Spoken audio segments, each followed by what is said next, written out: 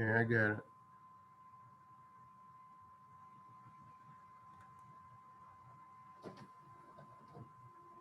All right.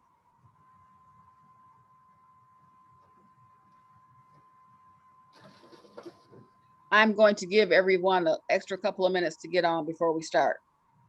How's everybody doing? Good morning.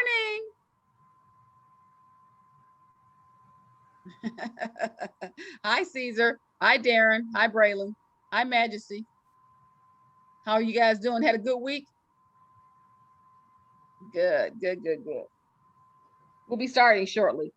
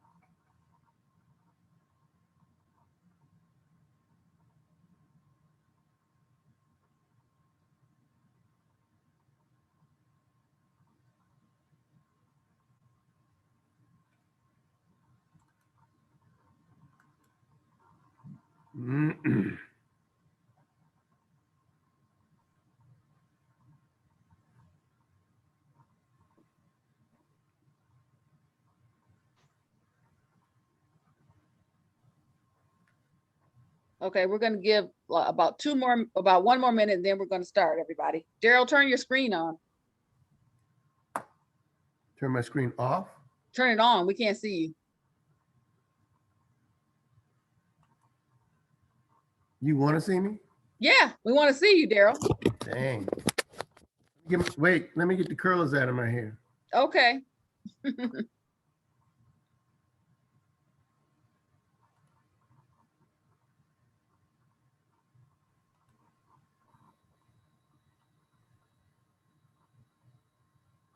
What's happening, everybody?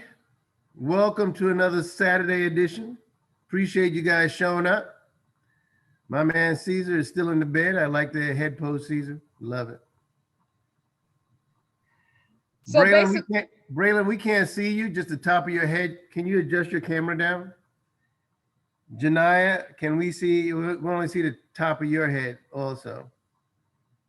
All right. You see how I got my big nose in the middle of this camera? There we go. Darren, we can't see you. Your background has got you very dark. I see you, Majesty. Good morning. So this morning we're going to start. Before we have our guest speaker speak, Daryl is going to review with you something that we missed a couple of weeks ago, Rule 72. So he's going to go over Rule 72 with you. Daryl, would you like for me to put it up on the screen? I got it. Okay, cool. I got something different. You got something different. Okay, great. Take it away, Daryl. But make sure that I'm doing the same thing.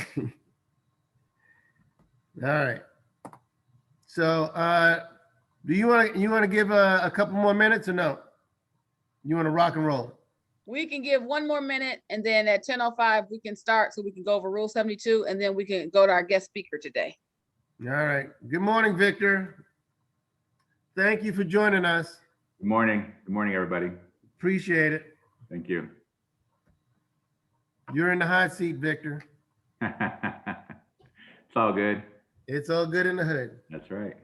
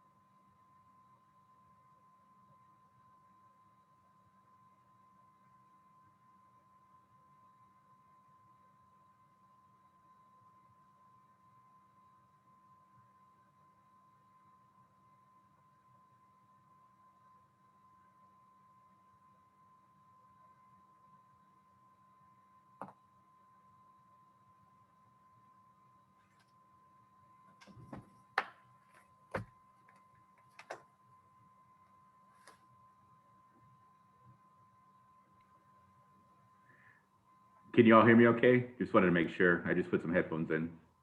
Yeah, I can hear you. Okay, good.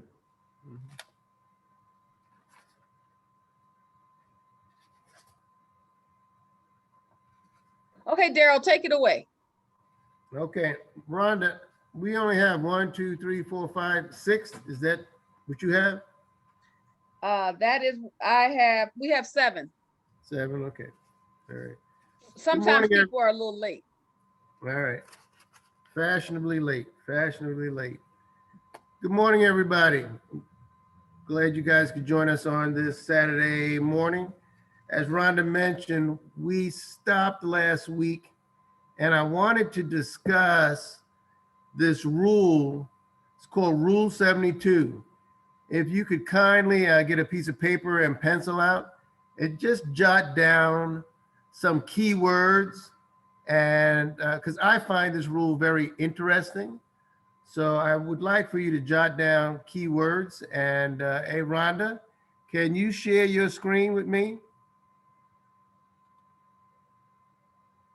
Rhonda. Rhonda.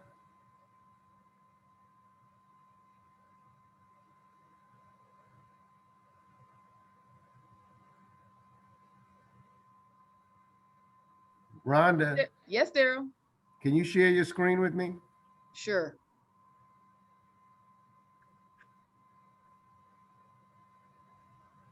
Let me know when I'm hot. There you go. Rule 72. All right. So, but I want to share my screen, Rhonda. Okay.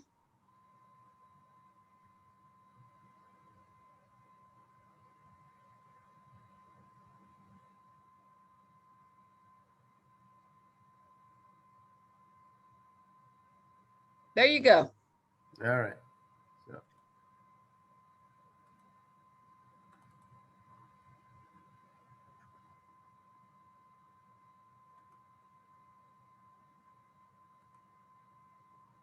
Can everybody see my screen? Okay. One of the things I first wanted to impart upon you that many of us do is we tend to procrastinate.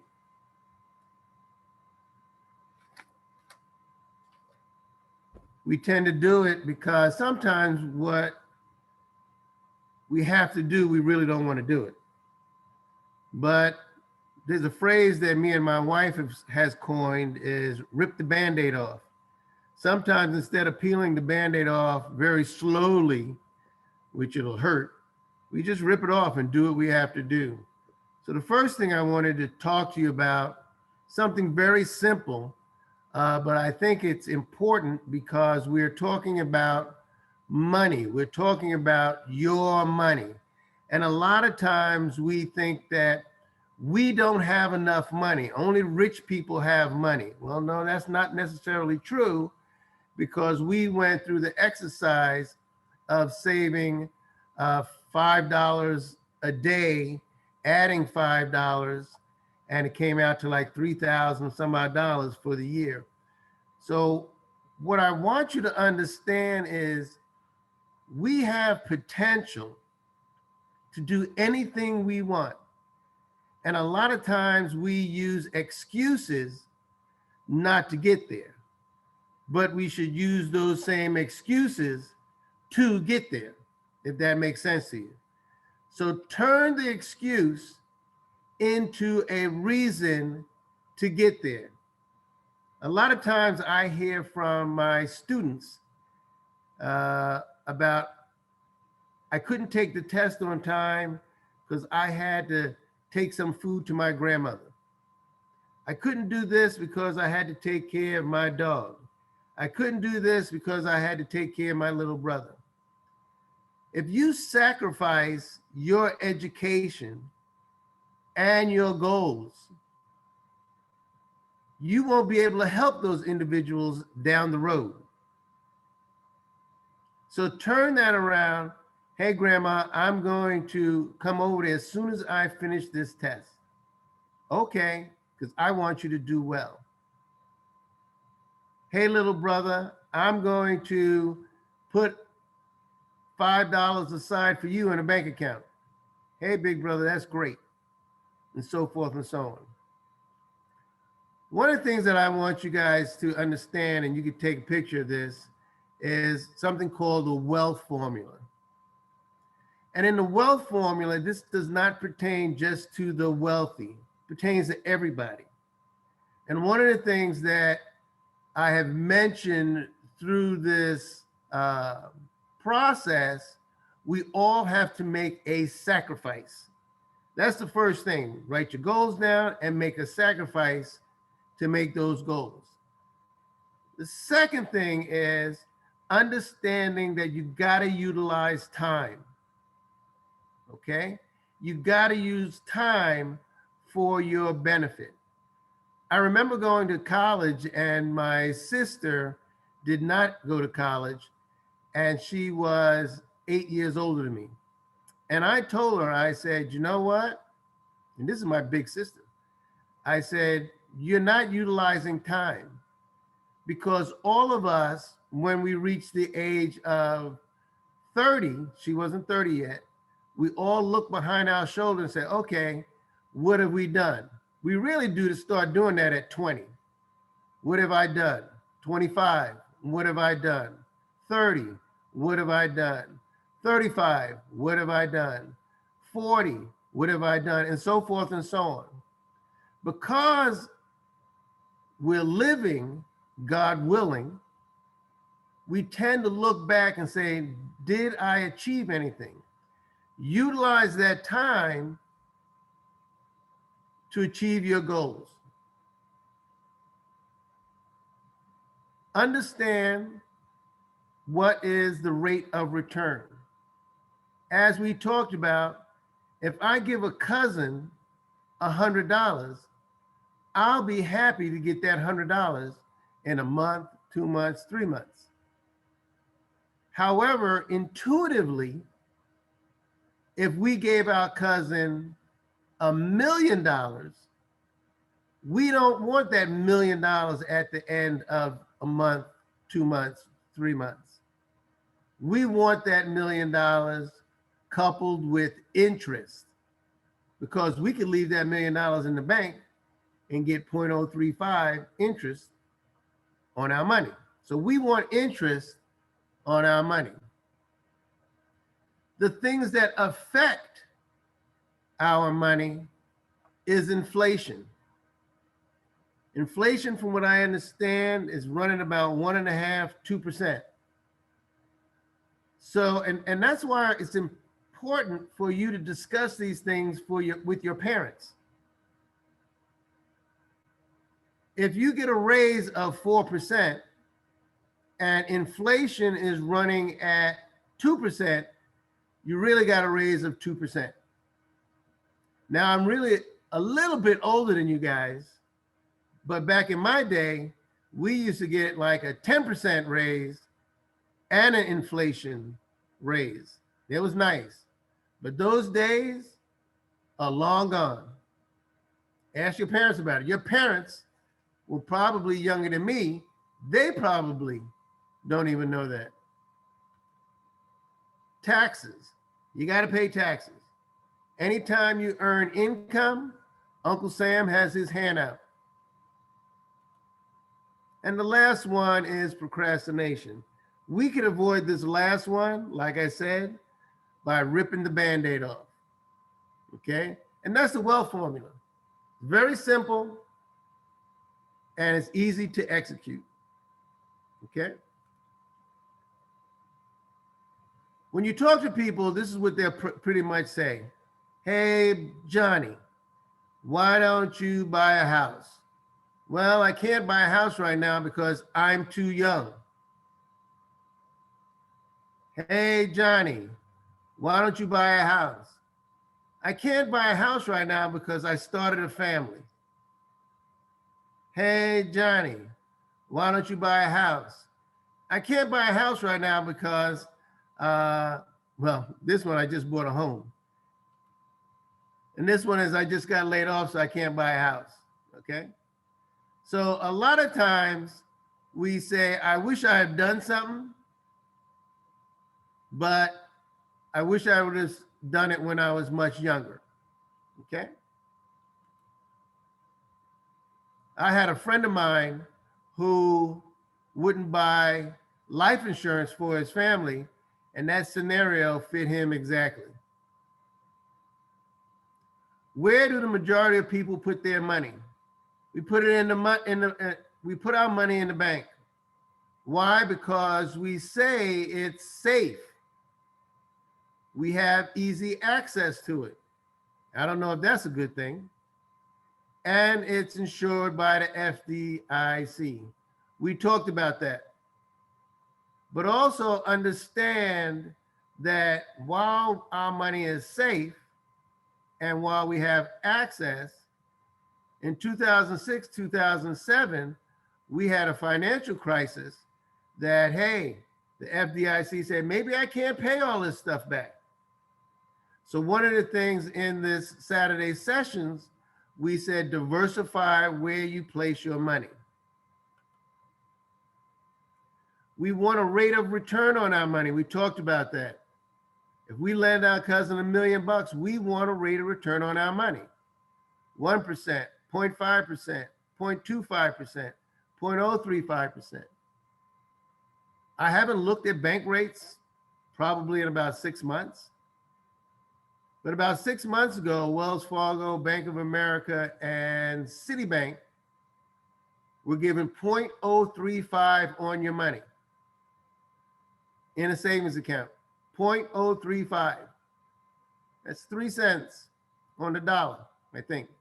Okay. It's probably less than that. All right. However, once upon a time, you used to be able to get 1%, 2%. Okay. So if you have money in the bank getting 0.035 and inflation's running at 2%, your money is running behind inflation. So that brings us to what is called the Rule 72. The Rule 72 is a compound interest formula, basically that says whatever your interest rate is, you divide that into 72, and that will tell you how quickly your money will double.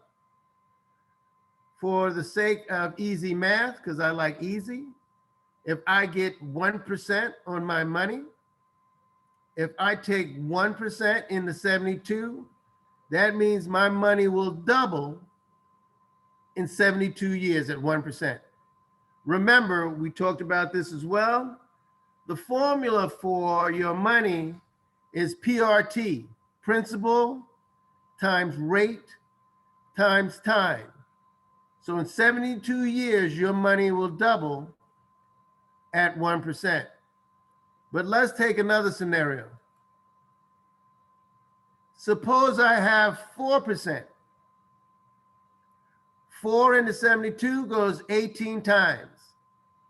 Now let's say you're 29 years old and you have $10,000. 4 into 72 goes 18. That means 18 years my money will double. So at 29, if I had $10,000, if I put it away at 4%, at 47, my money will double to $20,000. If I wait another 18 years, my money will double to $40,000 at 65. This is good stuff, people. You should be writing this stuff down. And also, it's in your notes that we asked you to read. At 8%, it goes into 72 9 times. So the same amount of time and the same amount of money, you can see the difference. At 29, you started out with $10,000. But I have a rate of return of 8%. So at 38, which is 9 years, my money now has grown to 20,000. At 47, my money is now grown to 47. At 56, my money has grown to 80,000. And at 65, my money has grown to 160,000. So check this out. I doubled my interest rate from 4% to 8%, but due to compounding, my money didn't double from the first version from 40,000 to 80,000. It quadrupled from 40,000 to 160. That's the power of Rule 72. At 12%, your money will double in 6 years. And again, the same amount of time, the same amount of money. But you can see here at 65, I have $640,000 in a product that can produce 12% versus 8% versus 4%. Pretty cool stuff, huh? Pretty cool stuff. Yes or no? I think it's pretty cool stuff because it gives you food for thought of how your money works. So I hope you guys got something out of that. When I watch television and I see these car dealerships saying, hey, we can sell you a car at 4%. I take the 4 into 72 and I figure out how quickly my money is doubling for the automaker. Okay?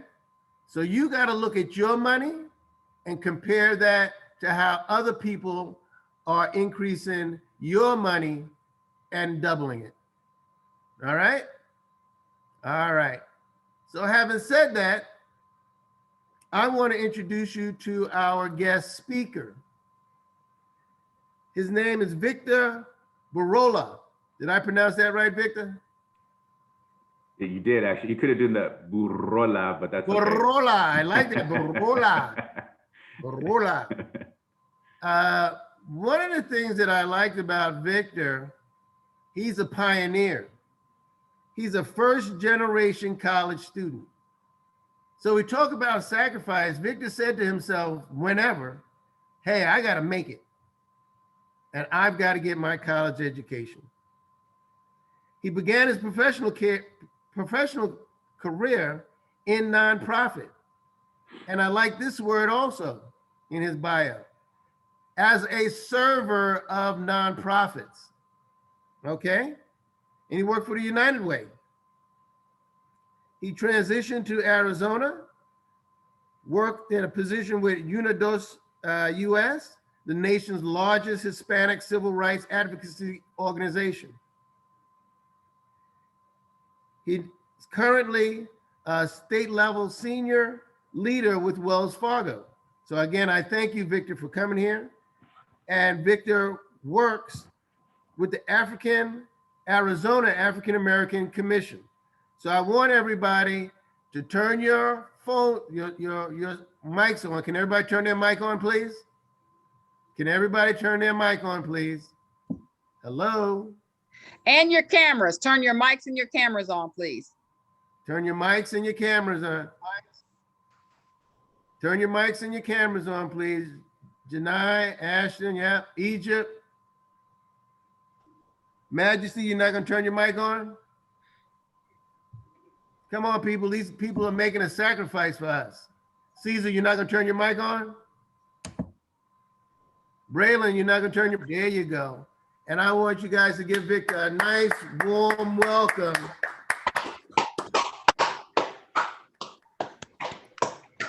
So thank you, Victor, and welcome to our Saturday session. The floor is all yours. Awesome. Well, thank you for the introduction, and thank you, Daryl and Rhonda, for inviting me, and thank you all for joining. You know, I was in your shoes at one point, part of a program called Upward Bound. I don't know if any of y'all have heard of it, but it's works with first generation low income students to help them to get into college. And so I was fortunate enough to be in that program starting my sophomore year all the way through my senior year. And it benefited me greatly. But I can't say that very much I was like y'all, you know. Sometimes some things resonated with me and some did, but you know, as you get older, you start remembering these types of presentations and conversations. And so, you know, I hope I have the ability to do the same for all of you today.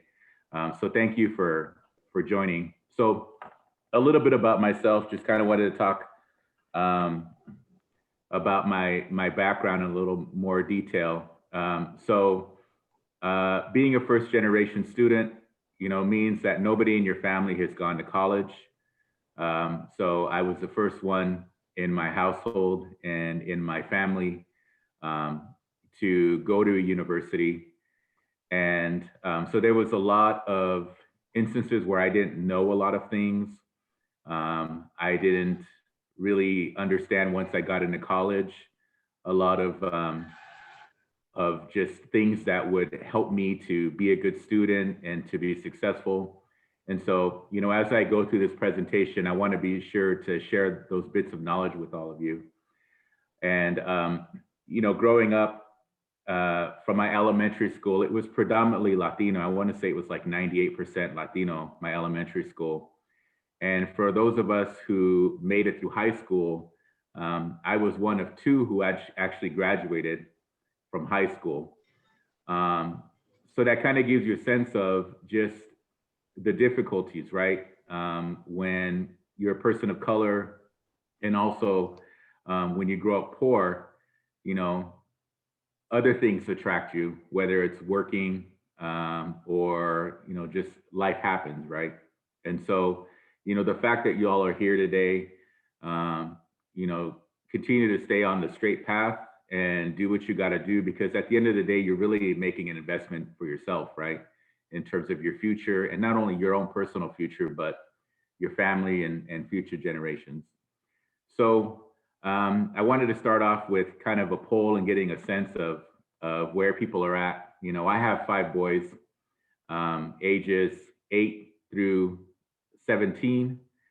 And, you know, some of my kids want to be gamers, others want to be musicians, and some want to be professional athletes. And I think that's pretty normal. You know, I was pretty much the same way, but kind of wanted to get a sense of where people are at. So, you know, you're going to see here in the bottom a reaction button, and so I'm going to ask a series of questions and trying to get a sense of where people are at, right? So first one is, how many of you want to go to college? So if you can hit the reaction button on the bottom, it'll show up on our screen how many people want to go to college. I don't see anybody clicking it. There we go. So I got 2. Okay. How many that want to go to college? So Caesar and Sudan, will you be a first generation student or not? So if you're going to be a first generation student, go ahead and raise your hand again in that.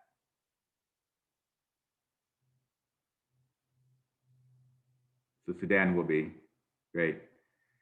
How many want to go to a trade school, whether it's electrical or, you know, cosmetology, any other kind of trade school, plumbing, any of that stuff. So if you can use the little button to identify what you want. So Braylon, I saw your hand up, but if you can go ahead and hit the reaction button, please, so we can see how many want to go to trade school. So we got Braylon. Thanks for that.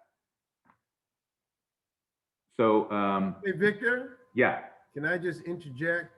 sure. Hey, people, like I told you in another session, utilize these sessions as a laboratory. There's no embarrassment. There's nobody's going to come back and knock on your door. Hey, how come?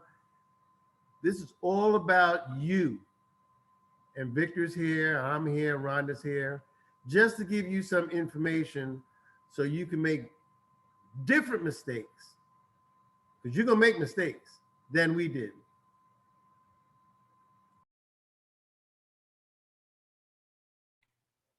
Thank you. So you may think this is silly, but I really do want to know, how many of you want to be a professional gamer? Because there are a lot of people who want to be a professional gamer. There's some money in that. So how many people are interested in being a professional gamer? Braylon, perfect. How many want to be a professional athlete? I wish I could. Is that you again, Braylon? No, that's Daryl. I wish I could be a professional athlete, but my bones are killing me. Oh, no, but I'm saying, raising the hand, was that you, Braylon, on the professional athlete, or, okay, so that was just the gaming one? Cool. So no professional athletes. How many want to be a musician, hip hop artist, singer, music producer, anything in the entertainment industry? Nope. Okay, so. Wait a minute. There are some people on I'm gonna here. say, Majesty looks like a Okay, hip hop. people, you need to wake up because I know there are some people on here who said to me they wanted to be a rapper. So I know. So first of all, I only saw 2 hands for college. Let's see. I saw, what else did I see? Braylon had the trade school. Yeah, 1 hand for trade school. So that's only 3 out of you guys. So if you don't want to college, don't want to go to to school to be an engineer or a cosmetology person, what do you want to do? Please open your mics and tell us what it is you want to do. We want to have a clear understanding of what That's your right. path is. And that was gonna be my question, Rhonda. With those, I was gonna call on people because. Yes, call on Victor. Call on people. I want to know. I want to hear the answers. All right, so let's go ahead and start with Egypt. What would you like to do? Oh, can't hear. Turn your mic up. Turn your volume up. Hear me now? Yeah. Yes. Okay. I actually do want to go to college. I didn't hear it the first time, but yes, I do. Okay, cool. Yeah. What do you want to study in college?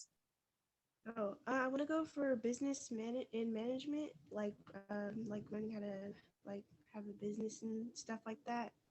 Okay, great. Good. So that means, Egypt, I'm going to see you at my college. If that's where you elect to come, you're going to be part of my accounting class because that's part of the business curriculum. So I'll see you there. All right, Darren, what would you like to do? I wanted to go to college. Okay. What do you want to study? I wanted to become a lawyer. You want to become a There you go. lawyer. So you're going to study political science in undergrad, and then you're going to go ahead and go to law school. Fantastic. Mhm. That's great, Darren. And Majesty.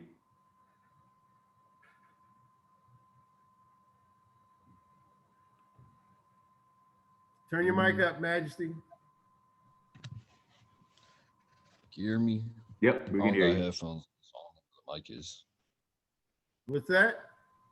I said I don't got headphones on, so I don't know where the mic is. Well, just Oh, we Okay. can hear you what though. you wanna do. We can hear you. Okay. I want to be a firefighter. Firefighter. Oh. Okay. That's Okay, fantastic. you want to be a firefighter. Okay. Fantastic. Do you want to go to school first and then become a firefighter, or do you want to go to firefighter school? I don't know. I ain't even thought about that, but I guess like school first and then firefighter. Okay. Cool. So Jay Jackson, what's Jay's? Jay Jackson, Mm-hmm. where are you? Hello? I think they were driving. So maybe they're still driving. All right, Janaya.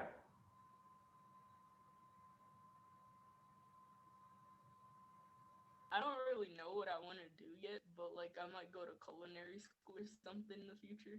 That's Going cool. to go to culinary? That's cool. That's great. So, Janaya, you could go to college first and study business and then go to culinary school.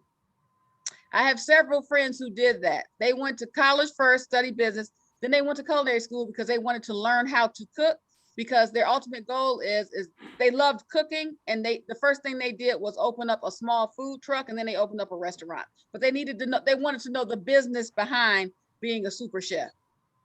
And also, Janaya, College of Southern Nevada, you could do both. They have a culinary school within the school, and you could take business classes as well. Cool. Michelle.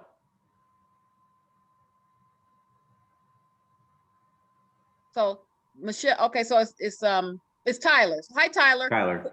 Tyler, turn your put your camera down. We can only see the top of your head. If you can. You might have to put a phone book under your butt, Tyler, so we can see you. Well, anyway, turn your mic on, Tyler, and tell us what you want to do.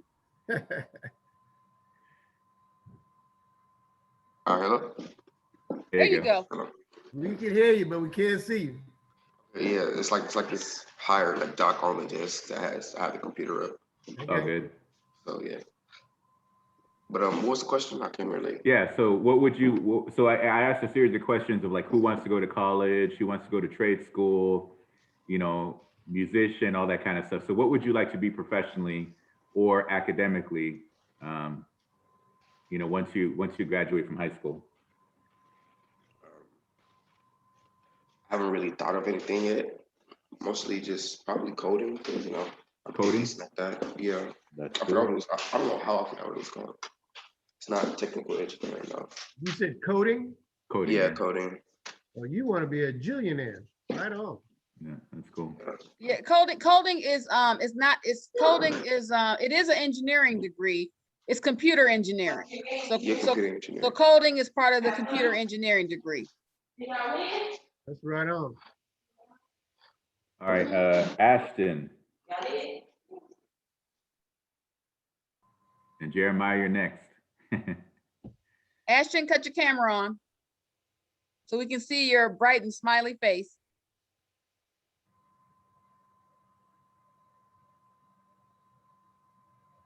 We know you have your mic on. Ashton, it's your turn. Okay, he must have stepped away for a Yeah, second. that's all right. So Jeremiah. And it looks like we lost Jay Jackson. Oh, he'll probably pop back in. Okay, Jeremiah. Jeremiah, where are you? Funny story real quickly, when the whole pandemic hit, my kid is kind of shy, my youngest one. And so when the teacher called him, he like completely just logged off. I hope Jay Jackson didn't do that. No. There we go, there's Jeremiah.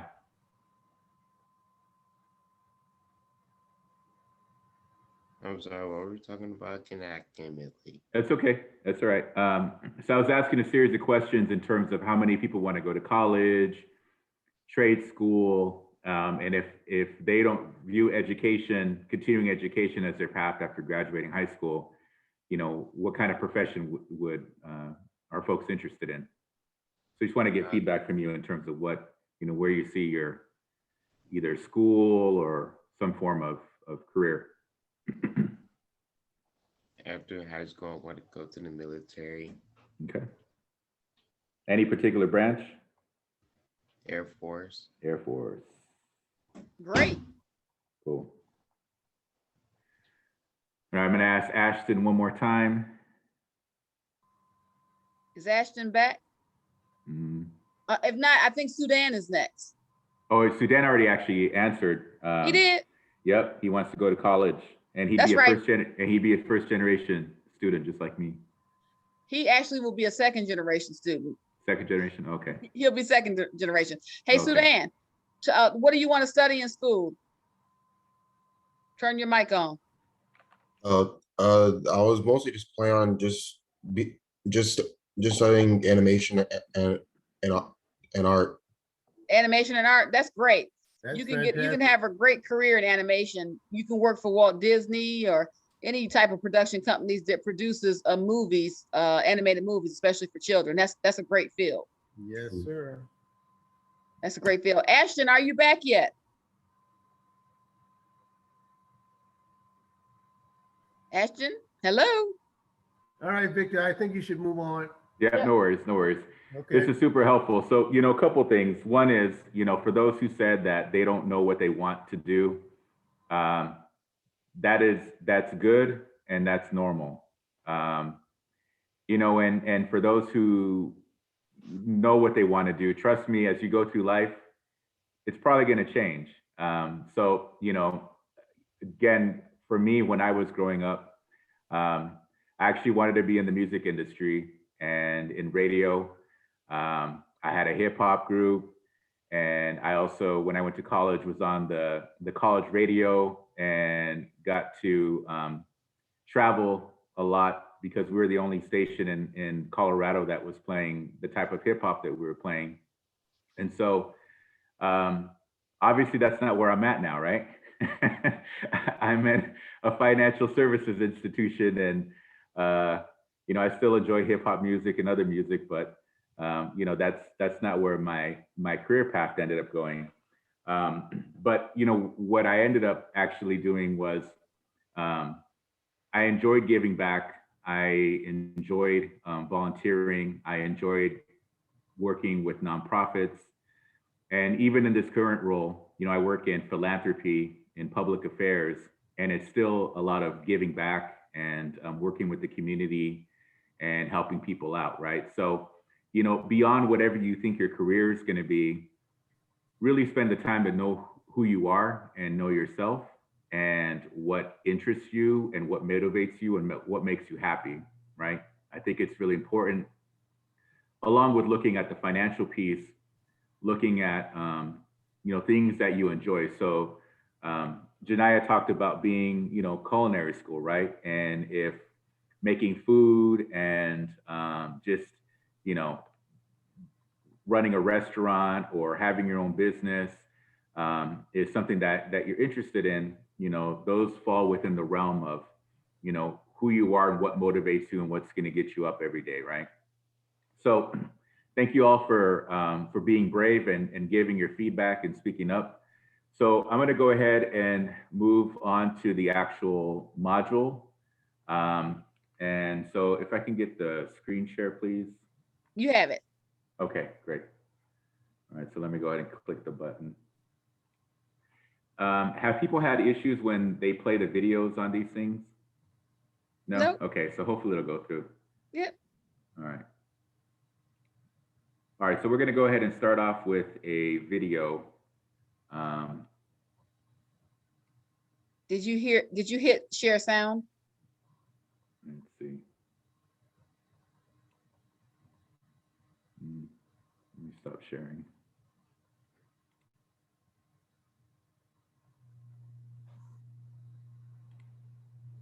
Let's see. So when you hit share screen, Okay. then at the bottom left hand side, it says it's a little button that says Oh, I share see sound. it. I see it. Yep. Okay. Then we There can hear go. it. There we go. All right. There you go. Okay, so we're gonna go ahead and go through this video here.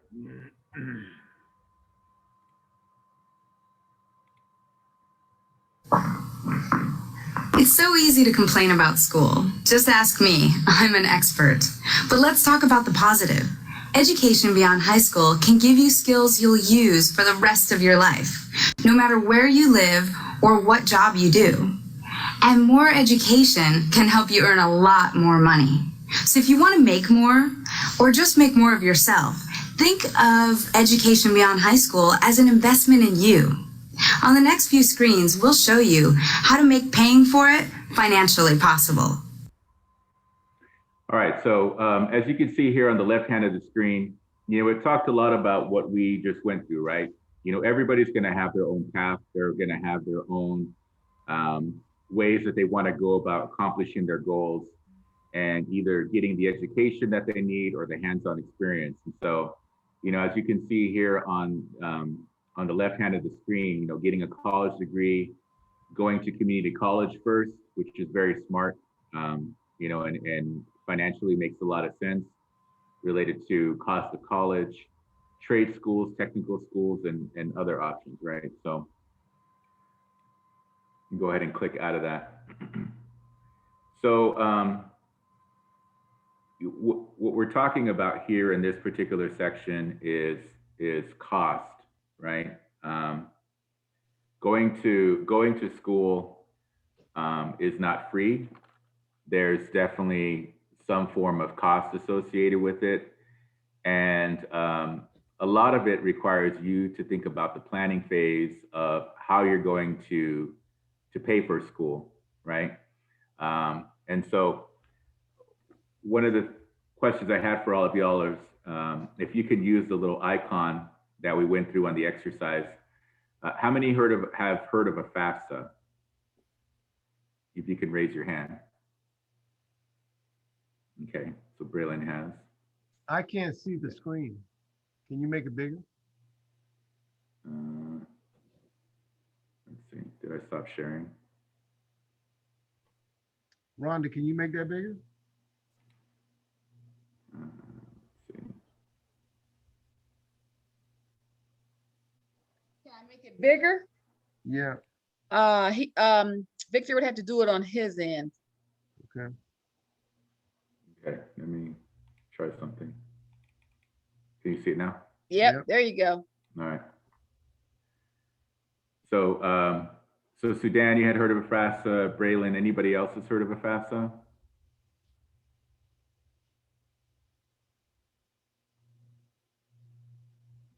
So, so the FAFSA is a key part of the process, right? And I actually, just so you know, I just applied to graduate school, and you know, I just got admitted to a couple of graduate schools, and it's the same process that I went through as when I applied to a college the first time, right? So, you know, as you look to continue your education, whether it's through going to a university or a community college, or getting your master's or your PhD or your law degree, as I've heard is of interest from Darren, you know, you're gonna have to become familiar with the FAFSA, and it's gonna be a form that you're going to have your parents help you with, because a lot of it is based off of their financial situation, right? So the FAFSA is a application form from the U.S. Department of Financial Aid. And as we go along, I think there's going to be some documents that we'll go through that'll show how to get to the FAFSA. I believe it's FAFSA.gov off the top of my head, but I might be wrong on that. Okay, so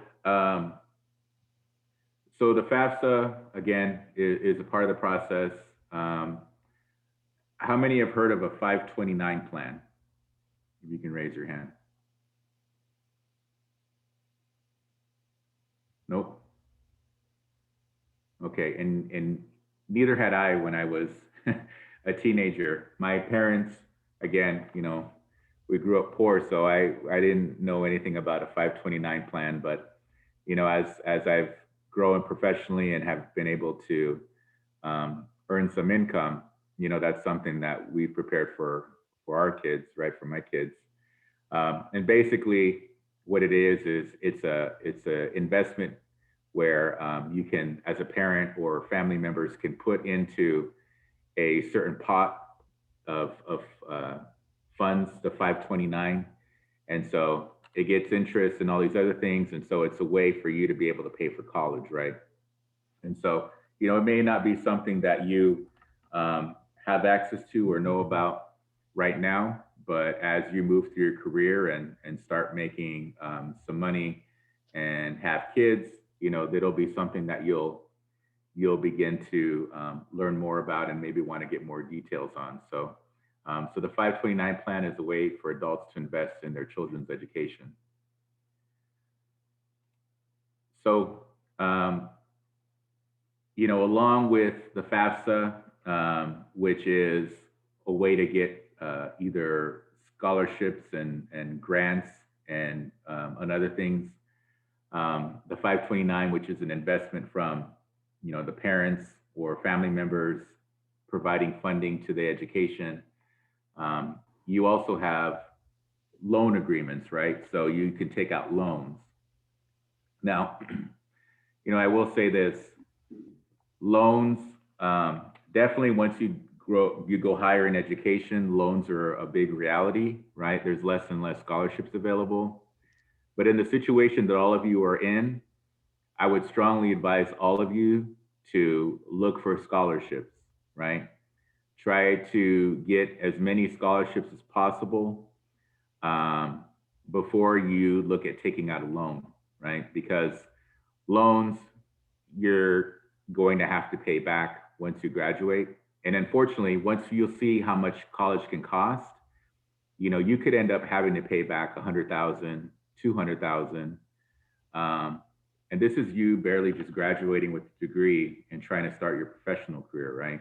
And you're already in that much debt. And so, as Daryl said,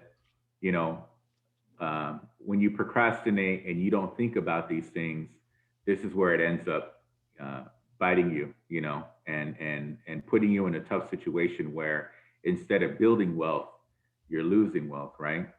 And so, but loans are a part of the process. And so part of that is a promissory note, meaning that at some point, if you take out a loan, you're going to have to sign a document that says that you're going to pay it back, right? And so, so that's what this is referencing. And then the last thing on this particular exercise is the cost of attendance. And so what that means is when you go to college, any kind of college or trade school, there's going to be some form of cost that you have to think about in terms of the tuition, in terms of the books that you're going to need, basic life things, right? Like where you're going to live, food, transportation, meaning like if you have a car and the costs associated with that, or a bus or a Metro card, depending on what city you live in. So these are all things that you're going to have to think about. And so, later on, I'm going to bring up a spreadsheet that's going to make a little bit more sense as to what we're talking about here. But try to, I guess, keep these things in mind. So I'm going to pause right there and see if anybody has any questions. Can I on just anything that I covered? Can I just interject real Sure. quick, Victor? This is information that I recently received because I didn't know about it. So I want to share this information with you. I met a gentleman who I think is 76 years old. And he was advised when he was trying to go to college to ask for scholarships, just like Victor said, because he was working to go through school.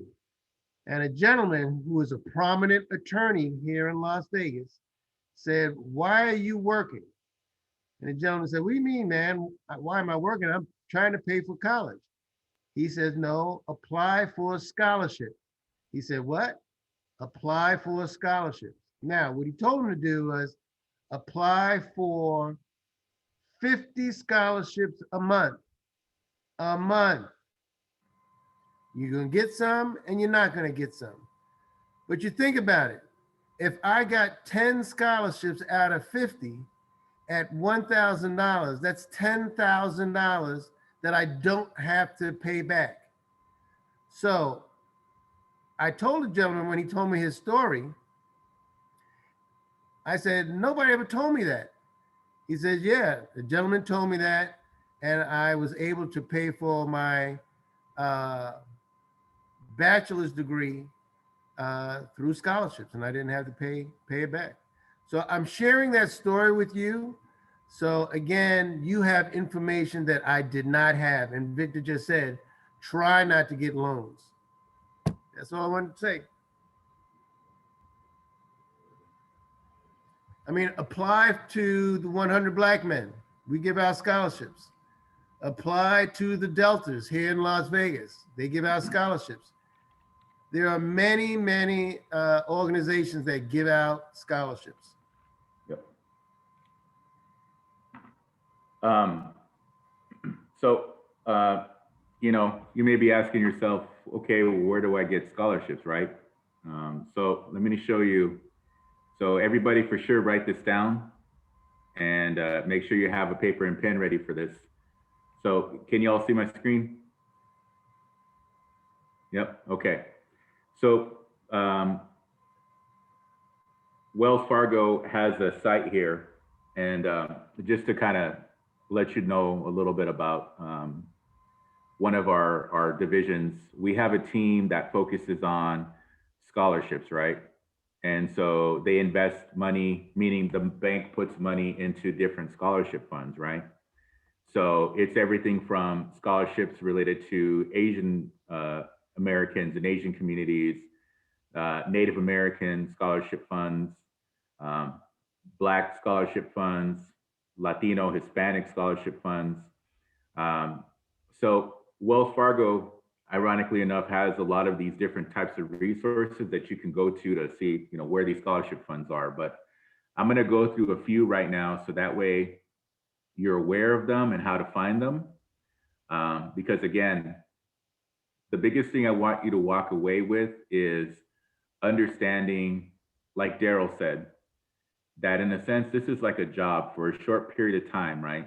You may be applying for scholarships because they're all due in certain time periods for like 4 months. You're applying a scholarship after scholarship after scholarship. And trust me, once you write enough, you can kind of use the same language for all of them, right? You can tweak it here and there, but it's not like you're starting from scratch from all of them for every single one. But if you do that and you're successful in getting these scholarship funds or these scholarships, it's going to make your life a whole lot easier, because once you start college, you don't have to worry about a lot of the pitfalls that people fall into, right? And I'll talk about those pitfalls later. But this particular site right here has a link to this TFS scholarships, right? And so it's wellsfargo.org, goals, going to college, find scholarships. And it's an external site, so you can even just go to this site directly. So it's tuitionfundingsources.com. So be sure to write that down, tuitionfundingsources.com, okay? And so, like I said, I just recently applied to graduate school, and I myself have been looking for scholarships, right? So I have a login profile. But what this is basically a database that has access to 7 million different scholarships, okay? Now, people are gonna tell you, and you know, I'm not trying to say this in a negative way, people will say, go talk to your high school guidance counselor or your counselor, right? And the reality is that they don't often have the time because of the amount of students that they have to work with. And so these tools right here are at your fingertips for you to get started ahead of time, right? And make sure that you are taking care of yourself, right? And so, you know, you create a profile in this thing, you get started, and then it's gonna ask you a bunch of questions, right? Things related to your religion, your ethnicity, your racial makeup, your interests. You know, if you're interested in the environment or cooking, you know, all these different types of questions. And so from that, it pulls all of these different scholarships. And so, you know, I myself went through all of them for, you know, the ones that I qualified for that said was in my profile. And so, you know, opening them up, seeing the due date, how much the award is, how many people are awarded these scholarships. And there's going to be some that are specific to the state of Nevada. You know, there's going to be others that are, again, just unique to whatever interests align with what the scholarship people are funding and what you're interested in personally. So, you know, let's see if I can bring this one up. I'm trying to find a large one. So this Shooters Foundation, basically it gives the amount, the deadline, and then you go to the webpage and then it'll get you into where to apply for that particular scholarship, right? Now, in any of these scholarships, this is going to be very important. You're going to want to build a network for yourself of people that are going to have your back, right? They're going to advocate for you. And so how they help you is through letters of recommendation. So, you know, it could be a teacher that you have a really close relationship with, or a coach. It could be somebody in your church community, or, you know, if you volunteer for a nonprofit. Take this time. I think a lot of you are juniors and seniors. Take this time to start building your network, getting those people and having those conversations with them to write letters of recommendation for you. And they can, you know, advocate for who you are and the potential that you have, because oftentimes people are going to wait to the very last minute and they're going to say, hey, you know, this scholarship I'm interested in, it's due at the 1st of April, and I'm letting you know now, can you write me a letter of recommendation? Because I didn't see that it requires a letter of recommendation. And so then you put that person in a tough spot, and they can't write the best letter for you, right? So to be clear, a lot of these scholarships and applying to college are going to require letters of recommendation. So as you're looking for scholarships and as you're looking for schools or other things that you want to do professionally, or excuse me, with your education, be sure to build that network. So I'll pause there. Can Daryl, I you add, have a can I comment? add to that, Victor? Absolutely. Also, when you're asking somebody for a letter of recommendation, you got to understand that you're asking them to take a portion of their time that they were not planning to write a letter. So a lot of times people will help those that help themselves. So my advice to you is, hey, so-and-so, can you write me a letter of recommendation? Yes, no problem.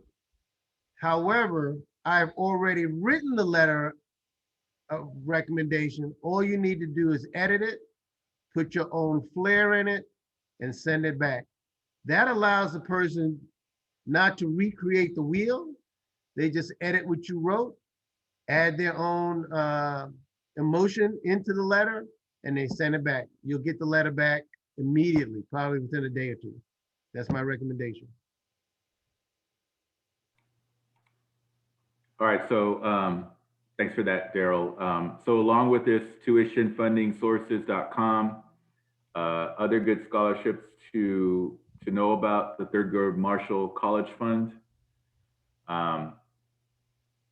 It's a very well-respected scholarship fund that I definitely advise for all of you to apply to. Any of your local NAACPs, maybe your local urban leagues also have a scholarship fund. I'm actually a board member of the Greater Phoenix Urban League, and we have a scholarship fund in recognition of George Dean, the CEO there.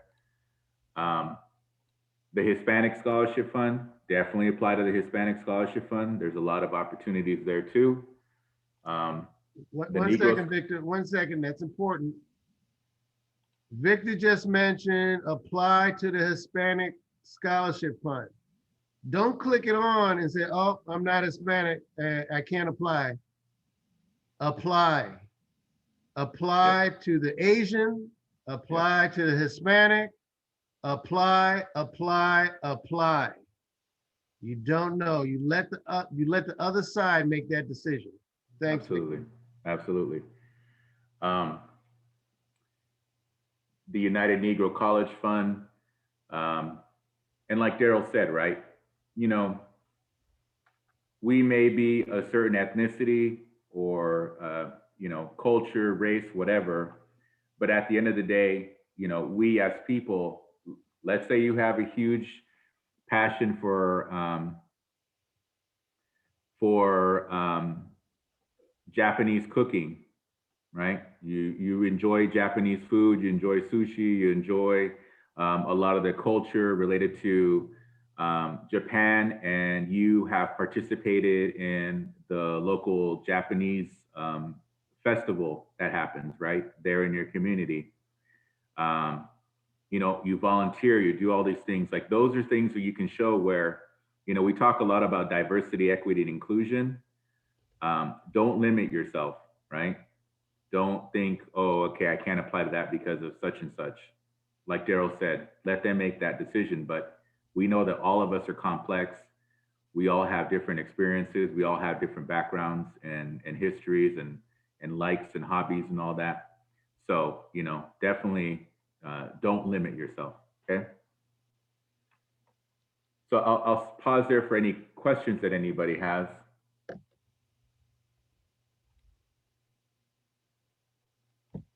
So far, so good.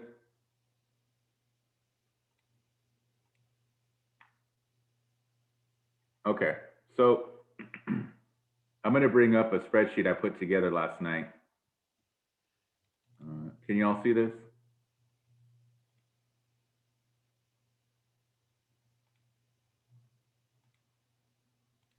We can't see the Everybody can- spreadsheet yet. We Okay. see the UNCF. That's what we see. Okay, so you see UNLV, Reno, all that, okay. So, you know, we talked about the FAFSA, we talked about scholarships, we talked a little bit about loans, you know, and other things. What all that leads to is, again, as I said earlier, how are you going to pay for college, right? Now, before, you know, I don't want anybody to get afraid of these numbers because some of these numbers are pretty big. So we can't see your numbers. We see the UNCF page. Really? Okay. Yes, you have to go out of share and then go back in. Okay, all right.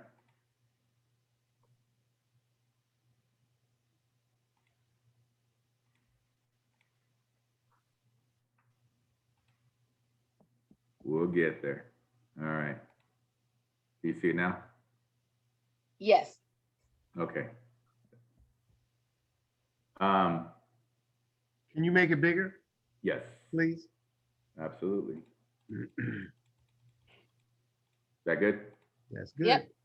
All right. So again, I don't want folks to be scared by these numbers, but it's one of those things where part of not procrastinating and preparing yourself is understanding what you're getting yourself into, right? And, you know, it's like a puzzle piece. You're confronted with the problem. In this particular situation, it's the cost of college. And you got to figure out, how am I going to pay for this, right? And, you know, based off of your own individual personal circumstances and things, you know, however they line up, will dictate how you make certain types of decisions, okay? So I have here 5 universities, and so, you know, you have UNLV, University of Nevada at Reno, Arizona State University, Howard University in Washington, D.C. Woo woo! And then the University of Southern California in Los Angeles. Woo Okay. woo! And actually, I'm glad that, you know, we went through the exercise in the beginning in terms of what people were interested in, because I think you're going to see some relevant things here that you're going to have to think about when you're making these decisions, right? So, you know, as you all know, UNLV, University of Nevada at Reno, you know, they're in your state, well-respected institutions of higher learning. Unfortunately, I didn't bring in the community colleges, but I definitely want you to also think about the community colleges as an option, right? I just ran out of time, but you know, for this, we'll highlight these 2 schools. So, you know, when you do a comparison, and this is off of their website, and I will tell you this, anytime you go to any of these costs of college, the websites, if they say how much it costs to go to their institution, sometimes the numbers aren't based in reality. So, But what is pretty solid is the tuition. So that's something to keep in mind, okay? So if you go to UNLV, it says for 4 years, the average cost for in-state tuition is about $34,416, okay? And then, you have your room and board, your books and supplies. So that's just going to school, right? That's not where you sleep and what you eat and all that kind of stuff. That's just the general cost of just going to school, right? So what they're projecting out is that total is going to be $62,640 for 4 years, okay? Now, you layer in your food because we all have to eat, right? Transportation and then your personal costs, which could be, I'm thinking it's like your cell phone, your Wi-Fi, and just normal living stuff, right? Whether it's hanging out with your friends, going to the movies, any of that kind of stuff. They kind of bundled that all in there. So the total that they're stating is $109,720. And again, this is for 4 years. Okay, so if you want to get the average per year, you would divide it by 4. With Reno, it's a little cheaper in terms of the tuition, room and board, books and supplies. That total comes out to $59,041. And their cost of living, and when I say that again, that's the housing and the food and all that stuff, it comes out to just under $100,000, again, for 4 years, okay? Now, I chose ASU because I live in Phoenix, Arizona, and I actually didn't go to school at ASU. I went to school at Colorado State University because I'm originally from Colorado, but I had applied to ASU when I was in high school and I had been accepted. And don't make the mistake that I made. I applied to ASU because I was sick and tired of the cold of Colorado. And I wanted to go somewhere where it was warm and palm trees and all that kind of stuff, right? And so not the smartest decision, but it ended up working out where I went to school in Colorado. But a lot of people come to Arizona from other parts of the country because of the weather, and it's now like the 5th largest city in the country, and it's something different, right, than what people are used to. And so on this particular one, out-of-state tuition, you're looking at almost $200,000. Okay, and again, this is for 4 years. So this gives you a breakdown of the tuition, room and board, and books and supplies. That comes out to $152,000. So, if you're interested in going out of state, doing this kind of exercise and seeing how much it costs for you to go in state versus out of state is important. Do your own little spreadsheet here. What schools are you interested in? And then go ahead and plug them in, okay? Howard, like I said, is in Washington, D.C., and it's a historically Black college and university. And so, if you're interested in going to Howard, that's $205,000. Now, the tuition and the room and board and the books and supplies come out to about $170,000. Now, 2 of the grad school programs that I got admitted to, and one of them, I'll end up choosing, is in Washington, D.C. And so I'll be moving actually to DC in July. Congratulations. Thank you. Thank you. But, living in Phoenix, I have a house that's big enough for my wife and my 5 kids and my 2 dogs. And I would have a shack in DC or an apartment with like 1 bedroom and 1 bathroom for the same cost that I have here in Phoenix, right, in comparison to DC. So my point is, the cost of living, where you're going to live, and the cost of food and everything is significantly higher in DC. But Darren, right, who wants to be an attorney, you know, you might want to look at DC, you might want to look at Howard, because, you know, if you're interested in public policy, because a lot of attorneys go into public policy, into, you know, being a high profile lawyer, you know, DC might be the place that you want to go to in order to go to school, have access to network opportunities, and, you know, be at the nation's capital in order to do something with your law degree and your career, right? Or maybe you want to go to school in Nevada as an undergrad, but look at Howard or any of these other universities, you know, once you want to become a lawyer, right? And once you get into your Juris Doctorate program. So these are things that you weigh. You know, similarly, USC is almost 312,000. It's 312,000, right, for 4 years. The tuition, room and board, and books and supply come out to 279,000, right? A lot of money. But Sudan, who wanted to do animation, right? And we talked about working for Disney.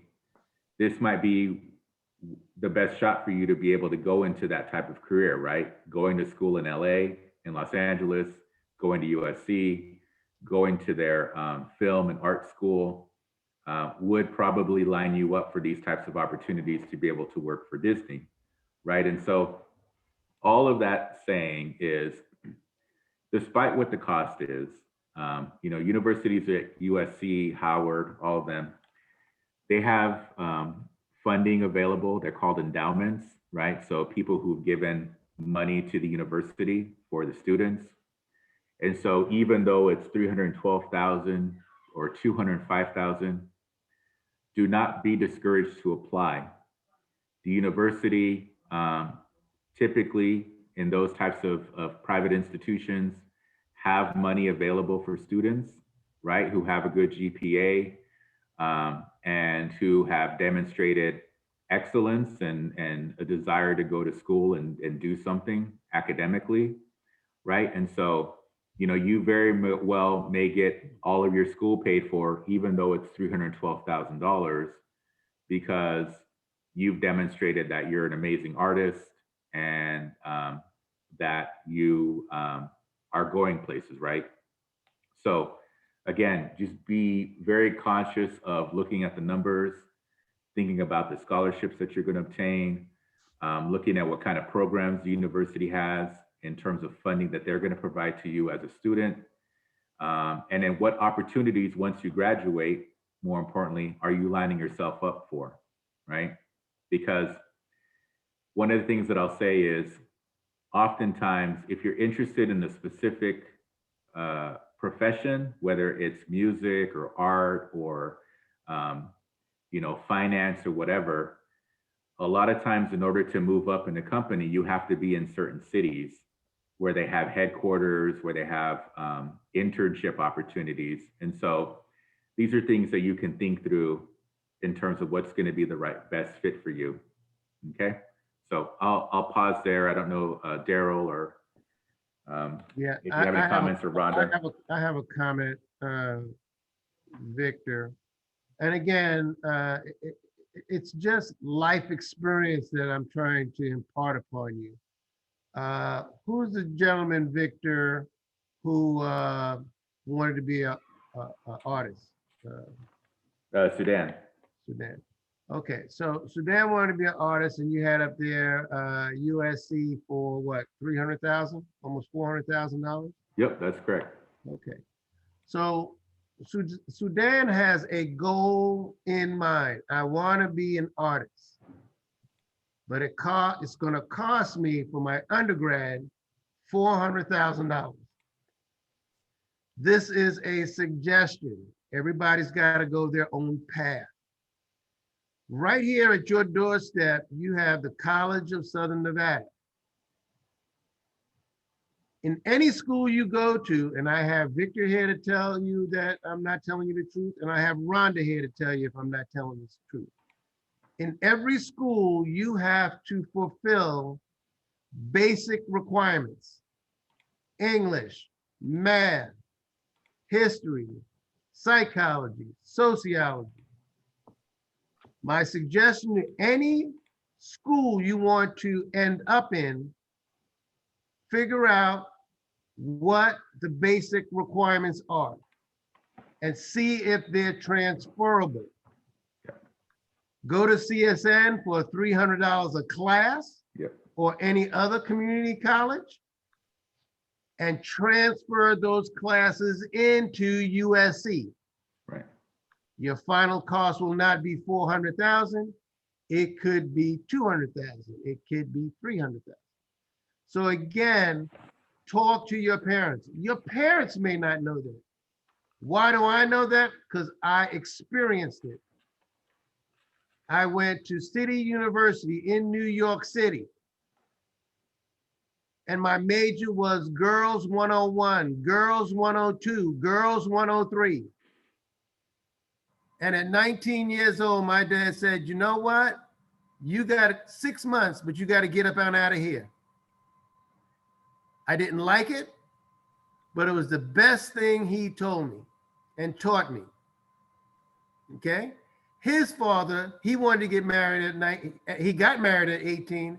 His father put in my head, you want to get married and have babies? You got to get out. So it's a generational thing. Look, if you don't want to go with the program, you can move out. When I moved out, I said, I need to get my education.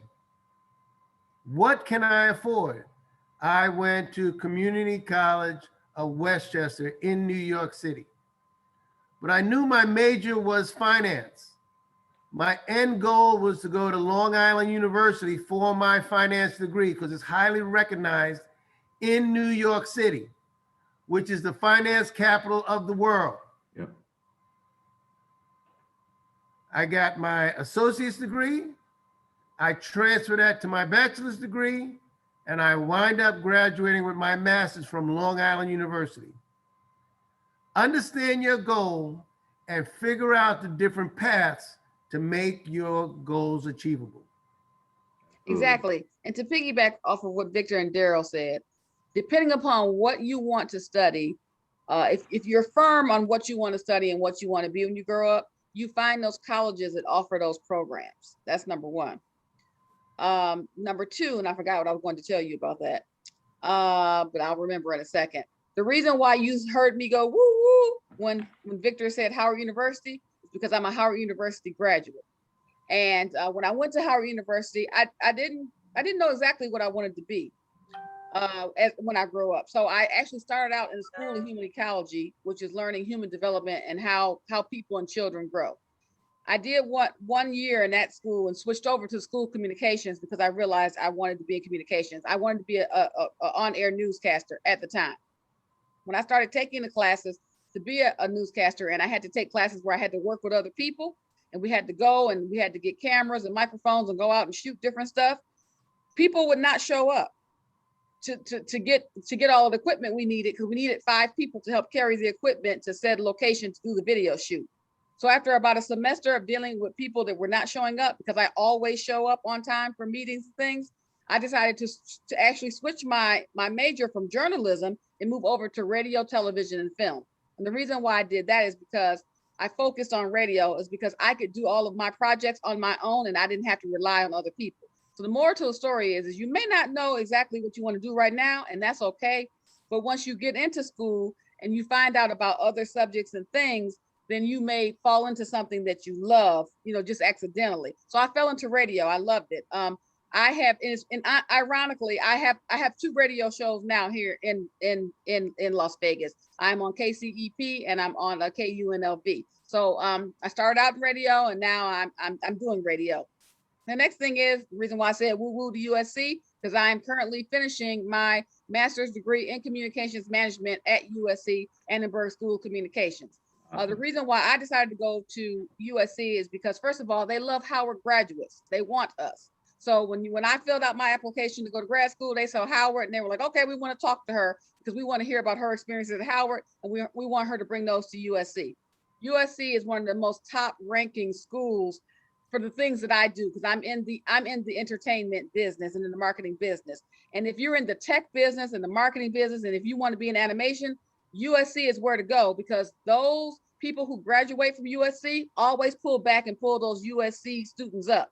And what I mean by that is that the people who go to work for Disney and different companies like that, when they're looking for interns, they always come to the school they went to. So they come to USC and say, hey, there's Sudan. He's working on his, his degree to be animation. Let's pull him in because we went to the same school. Same thing with Howard. When you're in school and you go to school, you want to learn to network with other people. And so when you get out of school, you want to keep in contact with them. And now you can with social media, but it makes a difference of where you go to school based on what it is that you want to achieve. So yes, USC is costing me an arm and a leg, just like Victor said. Yeah, I'm paying those big numbers. But at the end of the day, because I'm an entrepreneur, that cost of my education, by the time I go out and meet the rest of my counterparts from these schools and start doing business with them, my degree will pay for itself. That's right. So I'm going to take 2 more minutes. I know we're getting close to the end of the time, right? So, yep. But again, just the 2 highlights there is, like Daryl said, be smart, right? Look at other alternatives, and definitely, there are opportunities to transfer your credits, prepare yourself, know what transfers to a USC or a Howard to minimize your cost, right? And then it is important, if there's a specific area that you want to focus in or career, knowing which schools are pulling into those specific corporations or whatever, do your homework, okay? So the last thing I'll talk about real quickly is what they call retention, okay? So it's one thing to get to college and it's, and doing all that, but to actually stay there. As Daryl said, I was very much like you. I actually got kicked out of school, but ended up fighting, getting my way back in and then eventually graduating. But, sometimes we're not mature enough at that point and we don't have our priorities straight. And we start thinking about other things other than the actual school that we need to get done, right? We start worrying about like events and parties and all that kind of stuff. So, and the other potential issue is the financial piece, right? Where you don't have enough money to pay for your tuition, or you're having to work all the time because you don't have any scholarships and you don't want to take out any loans. And so you're focused more on working as opposed to your schooling. So, the last thing I'll leave you with is, along with the planning, is plan to stay there. Plan to get your degree done. Think, okay, my end goal is to walk across that stage and to look at my mom and dad and my grandparents and for them to be proud of me of what I've done, right? And so think about that. Think about what is it going to take for you to get to that point where you can look up in the stands and see them and know that you did this for yourself and for your family. And so part of that is the planning phase of seeing that end goal and making sure that you're doing everything that you can to line yourself up to get that. But I'm gonna tell you all straight up, you guys are in that situation right now, whether you realize it or not. The decisions that you make right now, the planning or lack of planning that you do right now is going to impact things 5 to 6 years from now, right? And so, do your research and prepare yourself and you'll get there. I have full confidence that all of you are going to accomplish all your dreams and goals. Darren's going to be a top-notch attorney. Sudan's going to be, providing movies that I see on Disney Plus.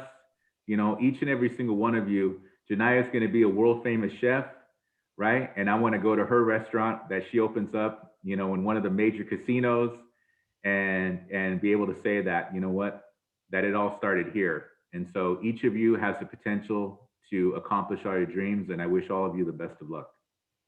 And that's all I gotta say. Yay! Thank you, Victor. That was fantastic. You're Everybody welcome. give Victor a hand. Thank you. All righty. Fantastic. Good class today. All right. So as usual, we have a survey for today. So if you look in the chat, please go ahead and take the survey and then let me know when you've completed it. That would be fantastic. let's see, you didn't have any homework this past week, but you will have homework this week, so I'll be sending it to you. Next week is a very important class. And what I'd like for you guys to start doing, in addition to next week, start sending me, I'm gonna give you my email address, and I want you to start sending me your savings account statement so that we can see it, so that we can have it. So at the end of the class, as you know, if you have saved up to $200, we will be matching that $200 at the end of the class. We have 2 more classes to go. Next week, we will be discussing a spending plan and buying a car and avoiding any type of fraud. Those are the 3 topics for next week. Does anybody have any questions? Anyone? Nope. Anyone? Nope. And I want to thank all you great young people for participating, making the sacrifice every Saturday. I mean, it's great. It's a reflection of your own character. So write down your goals, because this tells me that you can do it. So congratulations, kudos. I'm proud of all of you. And someone had a question. The date of the last class is April the 3rd. April the 3rd is the date of the last class. That is the day that we will be wrapping things up and taking our final assessment. That question was in the chat. Any other questions? Victor, I want to thank you again. Appreciate you taking the time on this Saturday, especially taking the time out from your family. I'm sure with 5 kids, they're pulling on your ankles that we can't see, saying, come on, Daddy, let's go play. Let's go play, Daddy. So I appreciate it, Victor. No, thank Yes. you. Thanks for the opportunity. And I'm here for y'all if you ever need anything. Thank you. Don't say that, Victor, because I'll take you up on it. I mean it. I mean All it. right. All right. Y'all take care. Fantastic. All right. After I've acknowledged that you finished the survey and I say thank you, then you can leave. And we will see you next week. Same time, same place.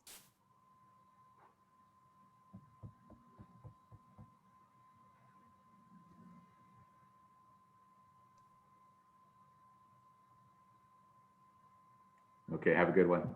Okay, bye-bye. Thanks, Victor. Bye. Thank you. So Rhonda, who are you, once they're done, they can leave, or you want to tell them they can leave? No, once I've acknowledged that they finished their test and sent them a note back, then they can leave. Oh, you're sending a note. Okay. Uh-huh. Then I'm going to sign off. I appreciate everybody. I'll talk to you later, Rhonda. Appreciate Thanks, it. Daryl. Have a great day.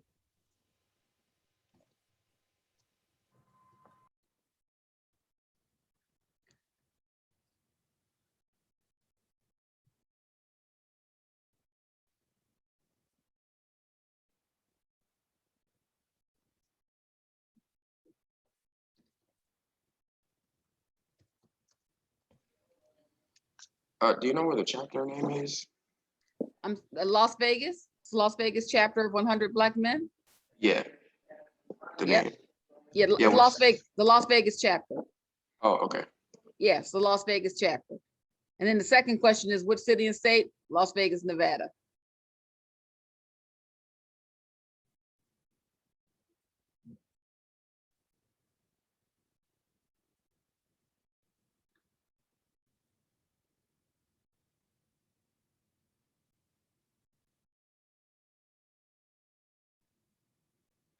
Jeremiah, are you there?